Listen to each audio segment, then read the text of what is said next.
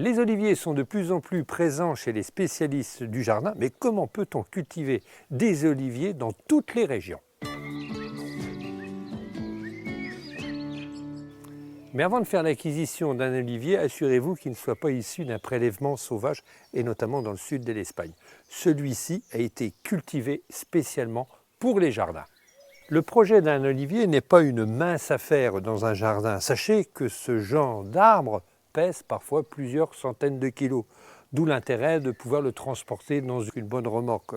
Ou alors de le transporter grâce à un élévateur pour le placer dans un patio en centre-ville par exemple. Vous l'avez compris, il y a olivier et olivier. Ce genre de petit olivier vaut une vingtaine d'euros, qu'on trouve même parfois dans la grande distribution. Concernant les spécimens, ces gros oliviers qui mesurent pratiquement 1 mètre de diamètre concernant le pot, jusqu'à 3-4 mètres d'auteur. Ce sont des oliviers dont il va falloir prendre quelques mesures au moment de la plantation. Premièrement, bien drainer le sol. Il faut amener des gravillons, des gravats, puisque nous sommes dans un patio. Donc l'avantage de cet olivier, c'est qu'il va être protégé par les murs autour, donc il va pouvoir résister jusqu'à moins 15 degrés. Donc ici, c'est le cas, il n'y aura aucun souci. Maintenant, la terre que nous allons rapporter autour, il faut de la bonne terre, mais de la terre légère. Une fois qu'on a positionné son olivier, après l'avoir dépoté, nous allons gratter les racines avec un râteau de façon à pouvoir extirper. N'oubliez pas que ce sont des plantes, des oliviers, des arbres qui ont été contreplantés. Donc il faut absolument que ces petites radicelles sortent de terre. Donc on va les aider. On va rapporter cette terre légère autour et notre olivier est maintenant planté. Revenons à la plantation de notre petit olivier. Les gestes sont identiques par rapport à un gros. D'abord, on va bien arroser notre olivier. Il est important qu'il ait une motte bien humide. Au fond de mon trou, j'ai mis un seau de gravier pour bien drainer. Un petit mélange de terre mélangé du terreau, de la terre franche et du sable, un tiers, un tiers, un tiers. Je place mon pot au fond du trou, en m'arrangeant que le tronc soit exactement au même niveau que la terre, et je complète avec mon mélange de terre.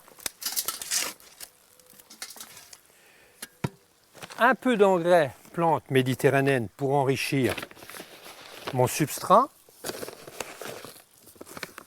et je complète avec ma terre. Je la fais glisser autour de ma motte et je tasse.